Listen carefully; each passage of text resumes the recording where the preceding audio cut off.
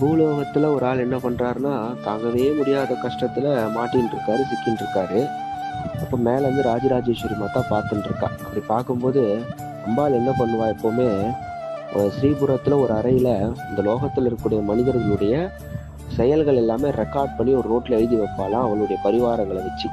அப்படி இருக்கும்போது இந்த பக்தன் கஷ்டப்படுறானே, இவனுடைய ரெக்கார்டை பார்ப்போம், இவன் ஏதாச்சும் பண்ணியிருக்கானா அப்படின்னு சொல்லிட்டு எடுத்துன்னு வர சொல்றாளாம் பரிவார தேவதை கிட்ட. உடனே ஒரு தேவதை போயிட்டு அதை எடுத்துட்டு வந்து லலிதா மகாத்திருபுஷ்கிட்ட கொடுக்குறா.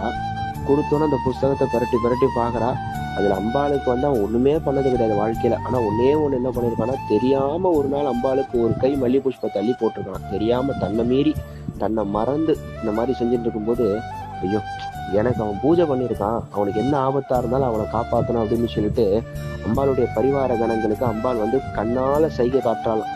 உடனே போயிட்டு உத்தரவு மாதான்னு சொல்லிட்டு இந்த பரிவார கணங்கள்லாம் போயிட்டு அவனுடைய இல்லத்துல போயிட்டு அவனுடைய கஷ்டத்தெல்லாம் நிவர்த்தி பண்ணிட்டு அவனை வந்து சுபிக்ஷமா சேமமாக்குறாளாம். அதனால்தான் லலிதா சகஸ்ரநாமத்துல ஒரு நாமாவளி வரும், சர்வாபத்து நிவாரிண்யை நமோன்னு மகவும்.